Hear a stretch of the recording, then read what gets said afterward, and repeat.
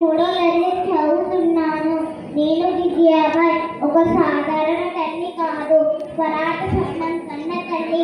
ఈ మాతృభూమి ఇచ్చబోని అన్యాయంతో దునాగ్రాలతో విలవిలాడుతున్న రోజులవి. ప్రజలు భయంతో జీవిస్తున్నారు. ధర్మం నలుగుతోంది. అప్పుడు నా ఉదయంలో ఒక అగ్ని వెలిగింది. మాతృభూమిని రక్షించే ఒక వీరుడు పుట్టాలి అని నేను భవాని మాతను ప్రార్థించాను.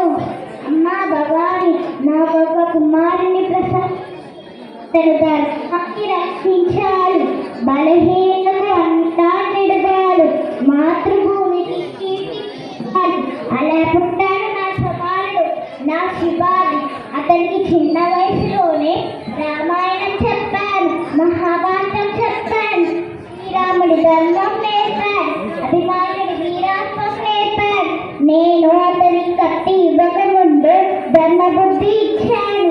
రాజ్యాన్ని గెలమని కాదు, ప్రజల హృదయాలను గెలమని చెప్పాను.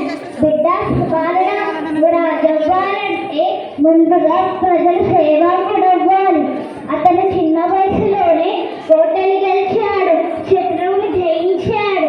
కానీ అతని గుండెల్లో దయ ఉంది, అది నా గర్వం. స్త్రీలను గౌరవించమని నేర్పాను, అన్యాయం చేయవద్దని చెప్పాను, శత్రువు పైన ధర్మం పాటించమని చెప్పాను. అతని అభ్యంతరాల నుండి శత్రువును ఎదుర్కొన్నాడు, అయినా భయపడలేదు. ఎందుకంటే అతని వెనక నా ఆశీర్వాదం ఉంది, భవాని మాత కృప ఉంది. ఒకరోజు నా కుమారుడు ఛత్రపతి శివాజీ మహారాజుగా పట్టాభిషేకం పొందినప్పుడు నా కళ్ళల్లో ఆనంద బాష్పాలు వచ్చాయి. కానీ అది కేవలం ఒక రాజు విజయం కాదు, ఒక తల్లి స్వప్నానికి సాధించిన విజయం. ప్రతి తల్లి తన బిడ్డలు సద్గుణాలు నాటాలి, ధైర్యం, ధర్మం, దేశభక్తి నేర్పాలి. అప్పుడు ప్రతి ఇంట్లో ఒక శివాజీ పుడతాడు. ఈ రోజు నేను ప్రతి తల్లి